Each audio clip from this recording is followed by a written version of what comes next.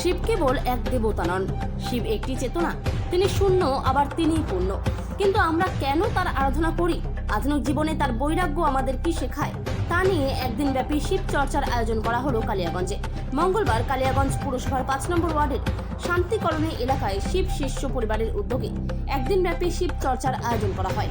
উদ্যোক্তা মীনা দেবী পাসওয়ান বলেন, দেবাদিদেব মহাদেবকে আমরা গুরু বানাই, এই বার্তাকে সামনে রেখে শিব চর্চার আয়োজন। শিব চর্চা শুনতে কালিয়াগঞ্জের পাশাপাশি রায়গঞ্জ ও পাশের রাজ্য কাটিহার থেকে প্রচুর ভক্তরা ভিড় জমায়। কালিয়াগঞ্জ থেকে অনুপ জয়সওয়ালের রিপোর্ট, বিগ নিউজ বাংলা। আপনার নাম? মীনা দেবী পাসওয়ান। তাদের উদ্যোগে হচ্ছে এটা মহা উৎসব শিব চর্চা, শিব গুরুর। আমার জীবনে শিবকে গুরু বানিয়েছি, তাতে আমরা যাইকে সবাইকে শিষ্য বানাই, শিষ্যা বানাই। আর শিব গুরুর নামে শিব চর্চা করি পাড়া পাড়া, গাঁয়ে গাঁয়ে। আমার সাহেব হরিন্দর লীলম দিদি, তিনি শিবকে গুরু বানাইছেন। আমরা উনি বলছেন শিবকে গুরু বানাও, তাতে ভালো হবে, মঙ্গল হবে। তাতে আমাদের খুব লাভ হয়েছে, আমাদের লস হয় নাই, আমাদের খুব জীবন সুখেময় হয়েছে।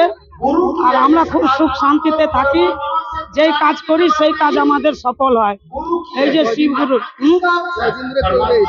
এইটা আজকেই 11টা শুরু হইলো, 4টা 5টায় শেষ হবে। এখানে কোথাকার লোক আসছে? পূর্ণিয়া, কাটিয়ার, রায়গঞ্জ, বাঙালবাড়ি, কানকি, কালিয়াগঞ্জ। হ্যাঁ, এরকমই হয় সব জায়গায়, এর থেকেও বেশি হয়, বড় বড় প্রোগ্রাম।